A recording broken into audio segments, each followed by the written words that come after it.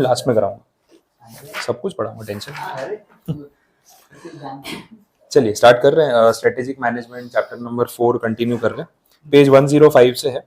Matrix देख रहे थे, अलग अलग बीसीजी मैट्रिक्स पे बात हुई, फिर बाकी एंड्स ऑफ ग्रोथ मैट्रिक्स पे अपन ने बात की। नेक्स्ट जो टॉपिक है वो एडीएल मैट्रिक्स बोल रहे हैं, जो उसका फाउंडर है आर्थर डी डिटल उस नाम से है, तो दैट इज शॉर्ट में उसको बोल रहे हैं एडीएल मैट्रिक्स। अब अगेन क्या क्या पैरामीटर्स है जिसके बेसिस पे इसको असेस किया जा रहा है वो हमें समझना है। तो एक तो जैसे लैंग्वेज से पता चल रहा है, it involves the dimension of environmental assessment and business strength assessment. दो चीज़ें देखी जा रही है, बिजनेस एनवायरनमेंट कैसा है और आपके बिजनेस की स्ट्रेंथ कैसी है। तो उस दो अप्रोच के ऊपर हम इसके बारे में स्टडी करेंगे। नेक्स्ट बोला था environmental assessment approach to the approach is to industry maturity, where is the business strength assessment leads to competitive position. तो उसी को डिटेल में समझा रहे हैं। अब ये दोनों फैक्टर्स का असेसमेंट हमें करना है मैट्रिक्स के बेस पे। तो पहला जो पार्ट है that is the industry maturity approach है, जिसको अपने एनवायरमेंटल असेसमेंट बोल रहे हैं। तो उसमें क्या क्या चीज़ें होती है वो समझना है। अगर आप इसको थोड़ा सिंपल वे में समझो तो ये प्रोडक्ट लाइफ साइकिल वाला कंसेप्ट है। प्रोडक्ट लाइफ साइकिल में ना को बेल शेप ग्राफ बनता है कि कोई भी एक पर्टिकुलर प्रोडक्ट है उसकी एक लाइफ होती है, और उसके बाद या तो आपको उस प्रोडक्ट को बंद करना पड़ेगा या इनोवेट करना पड़ेगा, वैसा होता है। और वो स्टेजेस में आपको बता देता हूँ कैसे, इन टर्म्स के साथ रिलेट भी हो जाएगा। पहला जो वर्ड यूज़ किया है ना एम्ब्रियोनिक स्टेज, उसको इंट्रोडक्शन स्टेज भी बोलते हैं या एम्ब्रियोनिक स्टेज भी बोलते हैं। ये वो पॉइंट है कि जब अभी प्रोडक्ट एकदम नया नया है। तो यहाँ पे आपने अभी रिसर्च डेवलपमेंट वाला जो फेज है वो पार कर लिया है, प्रोडक्ट अभी रेडी हो गया है, लेकिन मार्केट में उतारना बाकी है, या जस्ट आप लॉन्च करने वाले हो, ये वो स्टेज हो गया, या जस्ट लॉन्च किया वैसे बोल सकते हैं। अब जब मार्केट में कोई प्रोडक्ट नया नया आता है तो उसके लिए जो स्ट्रैटेजीज हैं वो कुछ डिफरेंट होंगी। फिर क्या होगा, थोड़ा प्रोडक्ट पॉपुलर होगा, थोड़ी सेल बढ़ेगी, पब्लिक का रिस्पॉन्स आएगा तो और डिमांड बढ़ने लगेगी। तो एक ग्रोथ स्टेज आता है। ग्रोथ स्टेज पे एकदम से सेल्स स्पाइक होनी स्टार्ट होती है, मल्टीप्लाई होनी स्टार्ट होती है, और हर कंज्यूमर को फिर वो प्रोडक्ट चाहिए। तो ग्रोथ स्टेज हो गया कि अचानक से डिमांड बढ़ गई। अब डिमांड बढ़ती जाएगी तो नेवर एंडिंग प्रोसेस तो नहीं है। एक पॉइंट पे जाके ऐसा होगा कि अब डिमांड जो है स्टेबल हो गई, कि मेजोरिटी लोग उस प्रोडक्ट को यूज़ कर रहे हैं, जितना वो ग्रो हो सकता था उतना ग्रो हो चुका है, और अब स्टेबल सेल हो रही है, हर महीने रेवेन्यू अच्छा आ रहा है। लेकिन अब इसमें और एकदम स्पाइक वाली अपॉर्चुनिटी नहीं है कि आज 100 यूजर है कल 200 हो जाएंगे। मैक्सिमम जितने होने थे उतने हो चुके हैं, और अब रेवेन्यू स्टेबल चल रहा है। That is the third stage, जिसको अपने मेच्योरिटी स्टेज या फिर स्टेबिलिटी फेज बोलते हैं, वैसा है। ये वो बेल शेप जो कर्व है ना, उसका पीक आ चुका है। अब यहाँ से जाएगा तो डाउनवर्ड्स ही जाएगा। बहुत बार ऐसा होता है कि प्रोडक्ट्स धीरे धीरे ना कंज्यूमर फिर खरीदना बंद कर देते हैं, उससे बाहर हो जाते हैं कि ठीक है बोर हो गए, कुछ नया चाहिए, कुछ चेंज करेंगे, कोई दूसरी कंपनी आ गई तो उस पर शिफ्ट हो गए। अब यहाँ से ना मेच्योरिटी स्टेज के बाद डिक्लाइन स्टार्ट हो जाता है। डिक्लाइन का मतलब रेवेन्यू कम हो रहा है, डिमांड कम हो रही है। इसमें ये हो सकता है कि या तो सब्सटीट्यूट प्रोडक्ट्स पे लोग शिफ्ट हो रहे हैं, या फिर कॉम्पिटिटर आपसे आगे निकल रहा है क्योंकि वो कुछ नया कर रहा है। अब अगर इस चीज़ से आपको बचना है तो आपके पास क्या ऑल्टरनेटिव है at that point of the product life cycle, आपको इनोवेशन करना पड़ेगा। तो या तो प्रोडक्ट में कुछ मेजर चेंजेस करो जिससे वापस सेल बढ़ने लग जाए, या फिर आप वो प्रोडक्ट बंद ही कर दो अगर आपको लगता है कि इसमें कोई इनोवेशन का स्कोप नहीं है तो। अच्छा, ये चीज़ अपने कोई प्रोडक्ट का एग्जाम्पल ले भी सकते हैं, हर कंपनी करती है, ऑटोमोबाइल में खासकर, क्योंकि अपन ने काफ़ी एग्जाम्पल उसके देखे। तो आप कोई भी ऑटोमोबाइल का एग्जाम्पल, टाटा की अपन बात कर रहे थे, टाटा ने नेक्सन कार लॉन्च की, तो वो कॉम्पैक्ट एसयूवी वाली कैटेगरी में 8 to 12 लाख 13 लाख की रेंज में गाड़ी निकाली। अब जब उसका फर्स्ट वर्जन आया, उन्होंने उसको सेल किया, काफ़ी चला। एक पॉइंट के बाद फिर वो आ जाता है कि 2.0 या फेस लिफ्ट बोलते हैं, कि आगे का पूरा जो पैनल है वो चेंज कर दिया। अब वो फेस लिफ्ट लेके आ रहे हैं तो एज सच जो गाड़ी तो वही है, इंजन तो सेम ही है, तो ये फेस लिफ्ट और ये सब क्यों कर रहे हैं? क्योंकि पब्लिक क्या है, वो गाड़ी 2 साल से खरीद रही है, बहुत देख ली रोड पे, बोर हो गई है। अब सेम टू सेम मॉडल खरीदने जाओगे, जब आप रोड पे हर रोज देखते हो तो आपको मन नहीं करेगा। तो लोग क्या थोड़ा बहुत ट्वीक करते हैं कि चलो भाई फ्रंट हेडलाइट और ग्रिल और वो सब चेंज कर दिया, अच्छा इंटीरियर में थोड़ा बहुत चेंजेस कर दिए, फिर क्या करेंगे नए कलर्स लॉन्च कर दिए जो अभी तक नहीं थे, तो 2.0 वर्जन करके लॉन्च किया।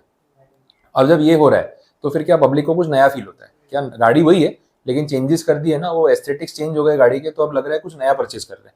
अब ये भी 1-2 साल चलेगा, फिर उसके बाद और कुछ चेंजेस लेके आएंगे, तो वो वर्जन अपडेट करते रहते हैं, बेसिक जो व्हीकल है वही रहता है। तो ये चीज़ जो है वो बेल शेप कर्व पे ही चलती है कि जब डिक्लाइन की तरफ जा रहा है कि अब सैचुरेशन आ गया है, फिर कुछ नया कर दो, थोड़ा सा चेंज कर दो। और ये हर कंपनी को करना है। फूड कंपनी में आप क्यूएसआर चेन में बात करोगे तो मेन्यू में थोड़ा बहुत वो लोग चेंजेस करते रहते हैं। ये पिज्जा चेन है, मैकडी का बर्गर का पूरा मेन्यू है, कुछ 1-2 वेराइटी ऐड कर दी, वैसा आ जाता है।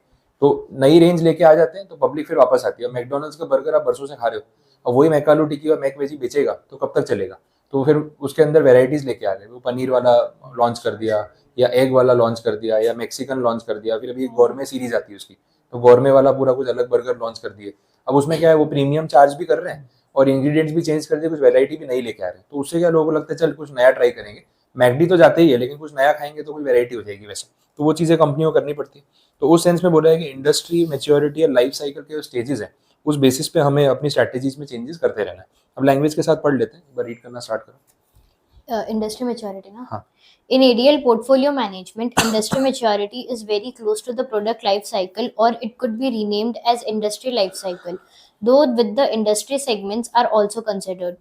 Industry maturity is classified in four following divisions. Embryonic. It involves the introduction stage by following rapid market growth, no or little competition, high prices, and investments and new अब technology. इस stage पे देखो क्या हुआ है, अभी market अब rapidly growth पकड़ेगा, क्योंकि आपने अभी अभी प्रोडक्ट को या तो लॉन्च किया है, जस्ट रेडी किया है। अभी कोई हो सकता है कोई कंपटीशन ना हो, या थोड़ा बहुत कंपटीशन हो, क्योंकि आपका प्रोडक्ट जैसे और प्रोडक्ट्स मार्केट में नहीं है, just a possibility. Prices high हो सकते हैं, इन्वेस्टमेंट आपका बहुत ज़्यादा हो चुका है न्यू टेक्नोलॉजी। इसमें ना इस स्टेज पे अगर हम प्राइसिंग स्ट्रैटेजी की बात करें, तो कंपनीज एक स्ट्रैटेजी यूज करती है, उसको बोलते हैं स्किमिंग बोला जाता है। तो स्किमिंग प्राइसिंग स्ट्रैटेजी होती है। स्किमिंग में ये होता है कि स्टार्टिंग में हाई प्राइजेस रखते हैं और धीरे धीरे ग्रेजुअली प्राइजेस कम होते जाते हैं। कोई ऐसी कंपनी ध्यान में आ रही है जैसा करती है रेगुलरली? स्टार्टिंग में प्राइजेस बहुत हाई रहते हैं प्रोडक्ट वाइज, और फिर बाद में प्राइस डिक्लाइन होती है। जियो में तो फ्री आएगा, वो तो स्टैंडर्ड पैकेज है। कोई ब्रांड ध्यान में आ रहा हो? स्टार्टिंग में महंगा बेचते हैं, फिर धीरे धीरे सस्ता हो जाता है। आईफोन में एप्पल वाला यही करता है, स्किमिंग प्राइसिंग करता है। जब उसका नया हैंडसेट आता है, एक तो स्ट्रेटेजिकली लॉन्च करते हैं सितंबर में, डिलीवरी आती है दिवाली पे, तो भाई दिवाली पे पब्लिक खर्चा करने वाली है इंडिया में, तो फ़ोन खरीद लो और क्या। तो लोग दिवाली पे शॉपिंग कर रहे हैं, तो वो जोश जोश में खर्चा हो भी जाता है। बाकी कोई मंथ में आप बेचोगे तो उतना सेल नहीं आने वाला। अब जैसे ही उसका नया हैंडसेट आता है, तो स्टार्टिंग में उसका प्राइस बहुत ज़्यादा होता है, तो वो प्रीमियम चार्ज कर रहा है। फिर क्या है ना, धीरे धीरे थोड़ा बहुत प्राइस कम होता जाता है। अच्छा, फिर 15 लॉन्च किया तो 14 सस्ता हो गया, 14 के बाद 13 सस्ता हो गया, तो पुराने हैंडसेट को सस्ता करता जा रहा है, नया वाला महंगे बेच रहा है।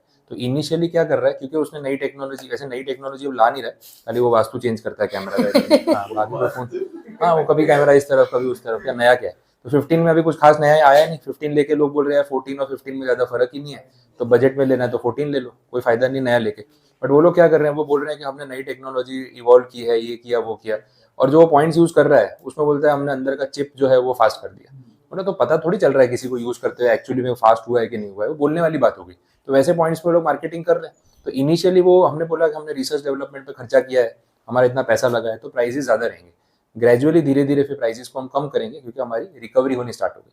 अभी ईवी सेक्टर में यही हो रहा है, जो व्हीकल्स महंगे हैं, कार्स महंगी है, कंपनी क्या कर रही है, जो रिसर्च डेवलपमेंट का इतना खर्चा हुआ है वो सारा अभी पब्लिक से रिकवर कर रही है। फिर धीरे धीरे क्या होगा, जब वो रिकवरी हो जाएगी तब उसके बाद वो लोग प्राइसेस को कम कर देंगे। तो उनका कॉस्ट उतना हैवी नहीं है जितना वो लोग चार्ज कर रहे हैं, बट अभी स्टार्टिंग में प्राइसिंग जो है वो हैवी रहने वाली है, इसको स्किमिंग बोला जाता है। तो ये एक चीज़ है। नेक्स्ट उसके बाद ग्रोथ वाले केस में, हाँ रीड करो ना उसमें। In this stage, market is trending as the sales increases. Few competitors make an appearance, and company achieves excellence in bringing up a new product. अब ये ग्रोथ लेवल पे आ चुका है, आपके प्रोडक्ट का तो सेल बढ़ रहा है। अब जैसे ही सेल बढ़ेगा फिर क्या होगा, आपको देख के और लोग भी मार्केट में आएंगे, यार ये तो बहुत अच्छा कमा रहा है, क्या बेच रहा है, कैसे बना रहा है, चलो अपन भी स्टार्ट करते हैं। तो कंपटीशन तो धीरे धीरे आने वाला है। तो इस स्टेज पे आपका सेल अच्छा बढ़ रहा है, लेकिन कंपटीशन भी आपको फेस करना पड़ेगा और स्ट्रैटेजी उस हिसाब से बनानी पड़ेगी। फिर next maturity. At maturity stage, the market is completely stable with well-established base of customers, and market shares are also stable. Customers are making repeated orders, but with a lot of competitors, the company has to make efforts in differentiating their product from competitors. अब ये maturity के stage पे आपकी brand बन चुकी है, public बिना देखे प्रोडक्ट खरीद रही है, बार बार सेल हो रहा है, सही है। लेकिन जो आपके पीछे हैं बाकी मार्केट में कॉम्पिटिटर्स, वो आपको टफ फाइट देने की कोशिश कर रहे हैं। तो आपको फिर अपना लेवल बनाए रखने के लिए स्ट्रैटेजीज बना के रखनी है। आप उसमें प्रोडक्ट में थोड़ा बहुत इनोवेशन भी कर सकते हो, प्राइसिंग पॉलिसीज, अच्छे डिस्काउंट ऑफर्स, ये वो मार्केटिंग, ये सब कर सकते हो। अवेलेबिलिटी पे ध्यान दे सकते हो कि भाई हर जगह अपना प्रोडक्ट मिलना चाहिए, तो क्या अपना जो सेल है वो स्टेबल रहेगा। ऐसे बहुत सारे, पार्ले जी देख लो, अब पार्ले जी बिक रहा है, वो एक स्टैंडर्ड हो गया। तो ऐसा तो नहीं है कि ग्लूकोज बिस्किट खाली पार्ले जी बना रहा है, और भी कंपनी वाले सभी कंपटीशन में वैसा बिस्किट बेच रहे हैं। बट जहाँ पार्ले जी दिखेगा, आप ग्लूकोज बिस्किट लेना चाहते हो तो वही परचेज करोगे। तो अवेलेबिलिटी, प्राइस, ब्रांड वैल्यू उसने इतने साल से मेंटेन किए, क्योंकि 50 साल से वो बिस्किट बिक रहा है तो आज भी बिक रहा है। तो ये वैसी चीज़ हो गई। तो अभी मेच्योरिटी स्टेज पे है वो। फिर आगे एजिंग जो है, लास्ट स्टेज पढ़ो उसको। The last stage of the market, in which market volume shrinks as the demand declines, snatching market shares from the competitors becomes difficult. Then company requires innovating or modifying the product or to make an exit. दो option है, या तो innovate करो या exit कर लो, depending. अगर scope है innovate करने का, देन गो फॉर इनोवेशन। अगर नहीं है स्कोप तो फिर एग्जिट कर देना बेटर है, क्योंकि अब डिमांड खत्म हो गई ना, तो प्रोडक्ट पे भी डिपेंड करता है। ये टेक्नोलॉजी के साथ भी चलता है बीच में, जैसे अपने आजकल टेक्नोलॉजी की बात करें, डीवीडीज और ये सब का एक टाइम था, तो पहले वो वीसीडी आती थी, फिर डीवीडी आ गई, अब डीवीडी का कोई ज़माना नहीं, क्योंकि कोई यूज़ ही नहीं कर रहा। तो वो ऐसी एजिंग इंडस्ट्री थी तो वो इंडस्ट्री बंद हो गई, क्योंकि वो टेक्नोलॉजी को यूज़ नहीं कर रहा, अब सारा काम ऑनलाइन हो गया, अपने को डीवीडी की ज़रूरत नहीं है। सॉन्ग्स के लिए पहले अपने सीडीज़ और वो सब यूज़ करते थे, तो वो पूरी इंडस्ट्री चेंज हो गई, क्योंकि फिर वो डिवाइस भी चाहिए आपको, सीडी प्लेयर भी तो बेच रहे हो, तो सीडी प्लेयर बिक रहा है, सीडीज डीवीडीज बिक रही है। जब वही चीज़ आउटडेटेड हो गई तो ना प्लेयर बिक रहा है अब, ना फिर सीडी डीवीडी बिक रही है, तो कंपनीज ने स्विच कर लिया। अब उसमें इनोवेशन का कोई मतलब नहीं था, प्रोडक्ट ही चेंज हो गया ना, अब सब कुछ फोन में आ गया है, तो कंपनी उस पर स्विच कर गई वैसा। ठीक है। नेक्स्ट, अब ये इंडस्ट्री मैच्योरिटी वाला एक पैरामीटर हो गया। दूसरा, कॉम्पिटिटिव पोजीशन की जो बात हो रही थी कि भाई हमारी बिजनेस में स्ट्रेंथ क्या है, हमारी पोजीशन क्या है, हम उस मार्केट में किस लेवल पे। तो पहला जो लेवल है उसको अपने बोल रहे हैं that is the dominant level. ठीक है, तो डोमिनेंट पोजीशन जो होगी वो कैसी होगी, ऑलमोस्ट इसको हम बोल सकते हैं मोनोपोली जैसी सिचुएशन है, कि अपने को मार्केट में कोई पंगा ले ही नहीं सकता अपने से, वो लेवल की सिचुएशन होगी। पढ़ो ना लैंग्वेज डायरेक्ट डोमिनेंट वाला point. This is a rare phenomenon as it is a near monopoly situation, appears in results of innovative out of the box product. Technology is introduced in the market by a very strong brand. ठीक है, एक तो brand already बहुत strong है, वो कोई ऐसा नया प्रोडक्ट इनोवेटिव लेके आया है कि उसको कोई टच नहीं कर सकता उस लेवल पे, that is a dominant position. उसके बाद जो सेकंड बेस्ट है that is a strong position. पढ़ो ना इसमें क्या है। Market share is higher as the position of company is comparably powerful, although the competitors are working aggressively. ठीक है, next, favourable. Company has a strong edge in certain limited segments of its competitive strengths. Strength of the product and geographical advantages are taken into consideration at this stage and need to be constantly protected. अब favourable है मतलब कैसा है कि आप हर department में आगे नहीं हो, कुछ चीज़ों में आपको फेवर है, कुछ एस्पेक्ट्स है आपके बिजनेस के जिसमें आपके पास एक एज है, बाकी लोगों से आप थोड़ा सा आगे चल रहे हो, लेकिन इसमें फिर आपको भी मेहनत करते रहना पड़ेगा, या तो बाकी डिपार्टमेंट्स में भी अपने आप को ग्रो करो, या फिर कंपटीशन में आप पीछे रह जाओगे, तो वो थोड़ा सा प्रेशर वाली सिचुएशन यहाँ पे हो सकती है। Next, tenable. The company keeps strong position in small niche, specific geographic location or very focused product differences. The force of competitors strengthens and causes difficulties for the company. अब यहाँ क्या niche market वाला category होगी, सिर्फ specific segment में ही आपकी expertise है, हर level पे नहीं। तो क्या है ना, छोटा सा मार्केट लेके बैठे हो, छोटी सी इंडस्ट्री या कस्टमर बेस लेके बैठे हो, अब ये तब तक है जब वो बड़ा कॉम्पिटिटर उस मार्केट में घुस नहीं रहा है। अब अगर वो भी एंटर करेगा और आपका मार्केट शेयर छीन लिया, तो आपके पास दूसरा मार्केट तो है ही नहीं, जो कस्टमर बेस आपके पास है बहुत लिमिटेड है। बड़ी कंपनी के पास मास वाला पूरा कस्टमर बेस है, अब वो भी नीश सेगमेंट को टारगेट करने लग जाए, तो या तो आपको मास में जाना पड़ेगा या फिर वो नीश को बचाना पड़ेगा। तो यहाँ प्रेशर हो सकता है कि कभी भी आप मार्केट से आउट हो सकते हो, रिस्क फैक्टर थोड़ा सा बढ़ जाता है, ये वैसा हो गया। फिर next, week. The profitability is not satisfactory, making position of the company unattractive. The market share is declining, though they have opportunities in order to enhance their position in the market and becoming favorable. अब ये तो सबसे lowest point हो गया ना, कि profitability भी इतनी अच्छी नहीं है, मार्केट अनअट्रैक्टिव सा लग रहा है, अपना शेयर मार्केट में डिक्लाइन हो रहा है, तो भाई एक पॉइंट पे तो आपको फिर एग्जिट ही करना पड़ सकता है और कोई ऑप्शन नहीं है। तो ये थोड़ा सा टेंशन वाला काम है कि आपको कुछ ना कुछ इसमें नया सोचना पड़ेगा वैसा। तो ये मार्केट में हमारी पोजीशन हो सकती है फ्रॉम डोमिनेंट टू वीक, वो बताया हुआ है। अब एडीएल मैट्रिक्स ये दो पैरामीटर्स को कंबाइन करके बनाया जा रहा है। इसमें एक तरफ जो अपन इंडस्ट्री मैच्योरिटी की बात कर रहे थे कि आपकी लाइफ साइकिल कौन से स्टेज पे है और मार्केट में आपकी कॉम्पिटिटिव पोजीशन क्या है, इसके कॉम्बिनेशंस बनेंगे। तो वो दे रखा है 106 पे, ये जो पूरा डायग्राम है उसमें उसका कॉम्बिनेशन बता दिया। कोई भी एक अपने कॉम्बिनेशन लेके समझ सकते हैं कि उसमें क्या हो रहा है। देखो, पहले जैसे बोला, कॉम्पिटिटिव पोजीशन में आप डोमिनेंट हो, मार्केट में आपका बड़ा ब्रांड है, फिर रिलायंस टाटा उस लेवल की कंपनी की बात हो गई, और जो प्रोडक्ट आप लॉन्च कर रहे हो ना वो एम्ब्रियोनिक स्टेज पे है, नया नया है। तो आप उस सिचुएशन में इमेजिन करो, रिलायंस जैसी कंपनी कुछ नया लेके आएगी, वो डरी हुई होगी या कॉन्फिडेंट होगी? Confident. जब अपना नाम ही ऐसे, आपने कुछ भी लॉन्च करेंगे चलने ही वाला है उस टाइप का, तो वहाँ पे ना वो पुश करेंगे, एग्रेसिव मार्केटिंग के लिए जाएंगे, अपने इतने स्ट्रॉन्ग ब्रांड का पूरा फायदा लेंगे कि भाई पब्लिक जो अपने पे ट्रस्ट और लॉयल्टी शो कर रही है, एक बार ट्राई तो करेगी। अब प्रोडक्ट अच्छा है तो अपने आप चलेगा, नहीं है तो फिर नहीं चलेगा, वो अलग बात है, वैसा हो गया। तो यहाँ पे all out push for the share बढ़ाने की पूरी कोशिश करो। उल्टा जो एग्जिस्टिंग प्लेयर्स है उनको डर लगेगा यार अब ये भी मार्केट में आ गया, अब इससे कॉम्पीट करना पड़ेगा, वैसी बात है। तो इस टाइप के कॉम्बिनेशंस में क्या स्ट्रैटेजी होनी चाहिए वो उन्होंने बता दिया। अब इसमें लास्ट देख लो डायरेक्टली, जैसे वीक पोजीशन है और प्रोडक्ट एजिंग है, सबसे बुरा हाल है, प्रोडक्ट लाइफ साइकिल भी लास्ट स्टेज पे है और आपकी मार्केट पोजीशन भी वीक है, तो क्या करना पड़ेगा? एग्जिट। ठीक है, एम्बेड ऑन का मतलब उसको खत्म करो। ठीक है, वैसा तो उस टाइप के सारे पॉइंट्स हैं। अब बाकी के बॉक्सेस आप अगर खुद भी रिलेट करोगे तो आपको स्ट्रैटेजी समझ में आ जाएगी, प्रॉब्लम नहीं है। नेक्स्ट आ रहा है मैकिन्से मैट्रिक्स। ये भी वही एंटिटी है जो स्ट्रेटेजी के ऊपर काम करती है, जैसे बीसीजी मैट्रिक्स करता है। तो थोड़ा एनालिसिस यहाँ पे कॉम्प्लिकेट या डेप्थ में है as compare to BCG matrix, ये बोला हुआ है।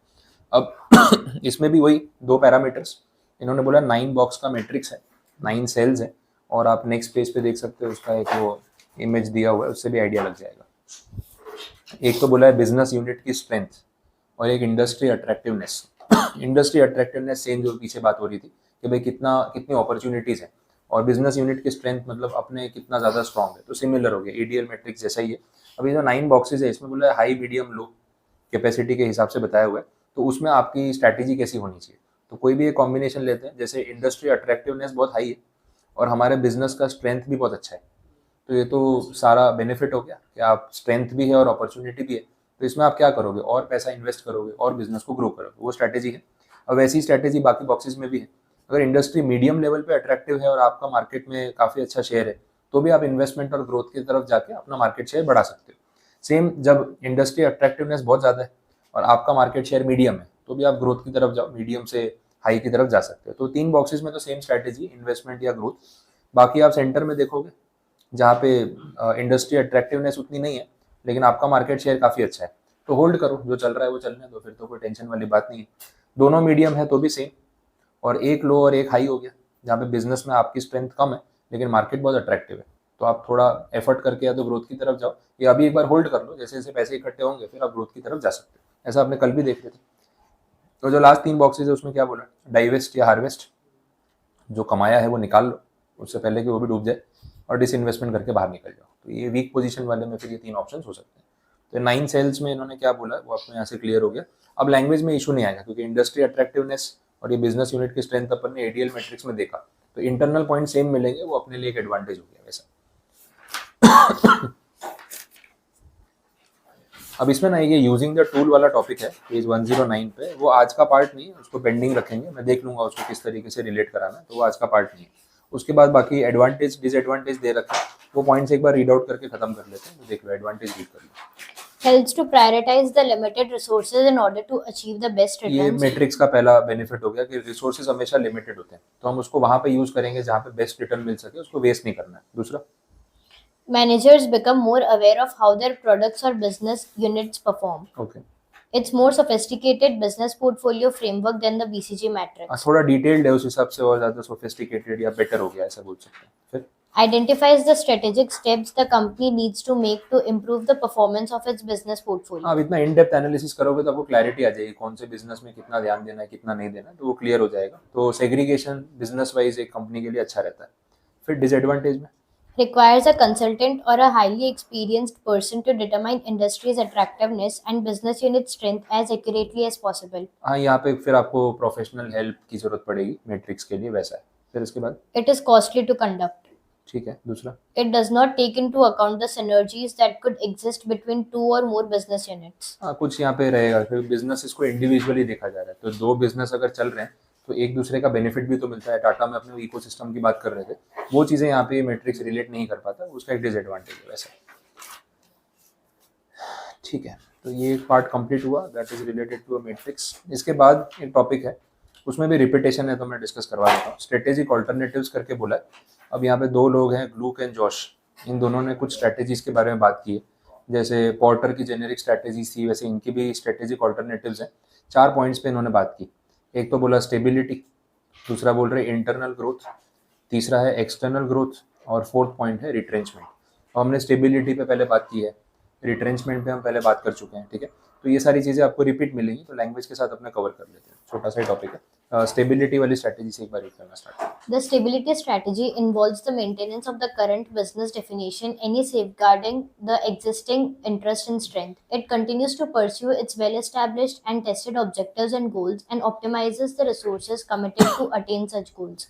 Implemented wherein few functional changes are made in the product or market, a business continues to serve existing customers in the same or similar market segment with the same portfolio of products. ये specific बता रहे हैं कि stability में हम क्या कर रहे हैं। एक तो बोला कि जो मार्केट में आप सर्व कर रहे हो, जो कस्टमर्स को आप केटर कर रहे हो, और जो प्रोडक्ट चल रहे हैं उसी को चलने दो, मतलब कुछ नया नहीं करना है, स्टेबल है, जैसा चल रहा है उसको चलने देंगे। दूसरा, Not a do nothing strategy, but a do nothing new ये strategy. बहुत इंपॉर्टेंट है कंसेप्चुअली समझना। ऐसा नहीं कि कुछ नहीं करना है, कुछ नया नहीं करना है, दोनों में फर्क है। कुछ तो करना पड़ेगा, जो चल रहा है उसको तो चलाना पड़ेगा। आप कुछ नहीं करोगे, जो चल रहा है वो बंद हो जाएगा। डू नथिंग न्यू, कुछ नया एक्सपेरिमेंट करने मत जाओ, जो अच्छा चल रहा है उसको भी शांति से चलने दो। तो स्टेबिलिटी वाला पार्ट हो गया। फिर next, It has its sharp focus on incremental improvement of functional performance, involves keeping track of new developments to ensure that strategy continues to make sense. The strategy is a substitute to growth or retrenchment strategy, as goals such as profit or growth are not dumped. Rather, returns can actually be increased, for instance, by improving efficiency. देखो retrenchment में हम step back करते हैं, growth में हम फिर aggressive हो जाते हैं, स्टेबिलिटी में जो चल रहा है उसको चलने दो। तो हमें प्रोडक्शन नहीं बढ़ाना है बहुत ज़्यादा सेल्स, क्योंकि डिमांड जितनी है हम सप्लाई उतना कर रहे हैं, सब स्टेबल चल रहा है।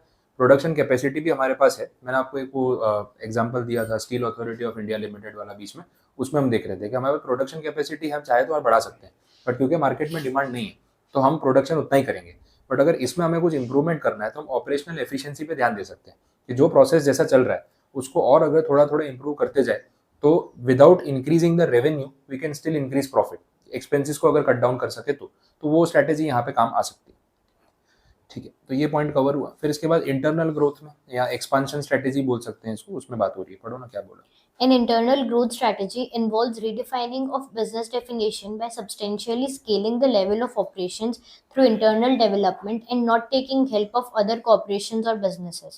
Market penetration, market development, and product development are emphasized to develop new products, enter new market, and embracing new technology. Implemented by redefining the business by adding business scope substantially, which increases the efforts of current business. Promising and famous strategy, which may take company long, relatively risky, untraveled paths, includes diversification, acquisition, and mergers. Expansion में यही होना है ना, फिर आप growth करने की कोशिश करोगे, नए प्रोडक्ट्स ऐड करोगे, डाइवर्सिफिकेशन की तरफ जा सकते हो, एक्विजिशन मर्जर कर सकते हो कि जो आपका एग्जिस्टिंग बिजनेस है उसी टाइप की और कंपनीज जो स्मॉल स्केल पे काम कर रही है उसको बाई आउट करते जाओ। हम बात कर भी रहे थे कि एप्पल है, रिलायंस है, ये सब बहुत छोटी छोटी कंपनीज को बाई आउट करते हैं और एवरी ईयर इतनी कंपनीज को टेक ओवर करते हैं और पब्लिक से थोड़ा दूर ही रखते हैं, बहुत ज़्यादा उसको ना प्रमोट नहीं करते कि हमने इतनी कंपनी अक्वायर कर ली। बिकॉज एक सेक्टर है मार्केट का जो इनको ना मोनोपोलिस्टिक के नाम से जो है वो टैग करता है कि यार तुम लोग ना कंपटीशन किल करते हो, किसी को कमाने नहीं देते हो ये, और वो करते भी ऐसा। बट वो बिजनेस है, अगर वो नहीं करेंगे तो उनका बिजनेस सस्टेन नहीं होगा, उनके इन्वेस्टर्स को भी नुकसान होगा। तो ये बिजनेस का गेम है, उनको करना ही पड़ेगा। तो एक्सपांशन में आप ये चीज़ें कर सकते हो। मर्जर वाला तो आपने देख ही रहे, काफ़ी सिनारियो चेंज हो गया। पहले ना कंपनीज आपस में लड़ती थी और फायदा किसका होता था? कस्टमर का। अब ये बोलते हैं कि यार अपने क्यों लड़ रहे हैं आपस में, एक हो जाते हैं, कस्टमर को झेलने दो, उससे अपन बेस्ट पैसा निकलवाएंगे तो अपनी कमाई होगी। तो अब वो ईगो वाला प्रॉब्लम नहीं है, प्रैक्टिकल हो गए कि भले हम कॉम्पिटिटर है बट अगर हम साथ मिल के कस्टमर से ज़्यादा पैसे निकलवा सकते हैं, उसको बेटर सर्विस भी दे सकते हैं और प्रॉफिटेबिलिटी बढ़ा सकते हैं, तो एक दूसरे से लड़के नुकसान क्यों करें। तो हम देखते हैं कि मर्जर्स, इंटीग्रेशन, सिनर्जी गेन्स बहुत सारी कंपनी लेने की कोशिश करती है, ये रेगुलर चलता है। नेक्स्ट जो है वो एक्सटर्नल एक्सपांशन है। इसमें क्या बोला देखो, Glock and George note that there are a number of terms used for external expansion. These include acquisition, merger, one business loses its identity, consolidations, both business lose their identity and a new business arises, and joint ventures. The distinguishing features of all external growth strategies, though, is that they involve another company or business. Joint venture में वो external expansion होगा कि हम बाहर जा रहे हैं अपने बिजनेस से और किसी और कंपनी के साथ मर्ज हो रहे हैं, या फिर हम जॉइंट वेंचर करके एक नया वेंचर ही स्टार्ट कर रहे हैं। इंटरनल वाले में हमने किसी को अक्वायर कर लिया, हम वहीं के वहीं है, तो थोड़ा वैसे डिफ्रेंशिएट कर सकते हैं। बाकी ग्रोथ की बात तो दोनों में हो ही रही। और लास्ट जो है रिट्रेंचमेंट, ये अपन ने डिस्कस किया था। एक तो था कि भाई आप स्टेप बैक कर रहे हो, जिसके मैंने आपको एग्जांपल्स दिए थे। कोई कंपनी अगर अपने वर्कर्स को निकाल रही है, कॉस्ट कटिंग कर रही है, जैसे पेटीएम की बात कर भी रहे थे, उन्होंने रिमूव किया, दैट इज अ रिट्रेंचमेंट। कितनी बार स्केल डाउन भी कर देते हैं, प्रोडक्शन जानबूझ के कम कर दो। अब ये ओपेक कंट्री वाले करते रहते हैं, पेट्रोल के प्राइस को कम ज़्यादा करने के लिए। क्रूड का रेट बहुत ज़्यादा गिर रहा है, इंटेंशनली डिक्लेयर कर देते हैं 2 मिलियन बैरल्स पर डे का हमने प्रोडक्शन कट कर दिया। प्रोडक्शन कट करेंगे तो प्राइस अपने आप ऊपर आ जाएगा, डिक्लेयर करने की देर है प्राइस बढ़ जाता है। तो वो लोग वैसे मैनेज करके रिट्रेंचमेंट स्ट्रैटेजी यूज़ कर सकते हैं। तो ये 4 पॉइंट्स है जो ग्लूक एंड जॉश ने बोली। स्टेबिलिटी की ज़रूरत है, ज़्यादा अभी कुछ नया नहीं करना चाहिए, तो शांति से चलते रहो, ज़्यादा रिस्क नहीं लेना है। बाकी इंटरनल एक्सपेंशन करना है वो करो, diversification, product management. External expansion करना है तो वो ऑप्शंस भी हैं, और थोड़ा स्टेप बैक करना हो तो वो ऑप्शन भी हमारे पास रहेगा। ये 4 पॉइंट्स हुए। अब ये रिट्रेंचमेंट में जो अंदर पॉइंट्स दिए हैं ना, वो आपको रिलेट हो जाएंगे क्योंकि अपन ऑलरेडी बात कर चुके हैं, तो सिर्फ एक बार उसको पढ़ना है। और बोला है कि इन सब स्ट्रैटेजीज का कॉम्बिनेशन भी ले सकते हैं, ये भी एक फिफ्थ पार्ट पॉसिबल है। जरूरी नहीं है कि आपको इनमें से कोई एक ही स्ट्रैटेजी यूज करनी है, आप उनके पार्ट्स को कॉम्बिनेशन में भी यूटिलाइज कर सकते हैं, ये ऑप्शन भी रहेगा। इसके बाद जो लास्ट पार्ट है इसका, दैट इज पोर्टर स्ट्रैटेजी, ये रिपीट है, ये मैंने आपको पहले ही बता दिया था, तो इसमें कुछ नया पढ़ने की जरूरत नहीं है। अब इस चैप्टर में अपना एक वो CPM पर्ट वाला टॉपिक बाकी है, और बीच में जो टूल्स वाला आंसर पेंडिंग रखा है वो है, तो वो कल कंटिन्यू करते हैं।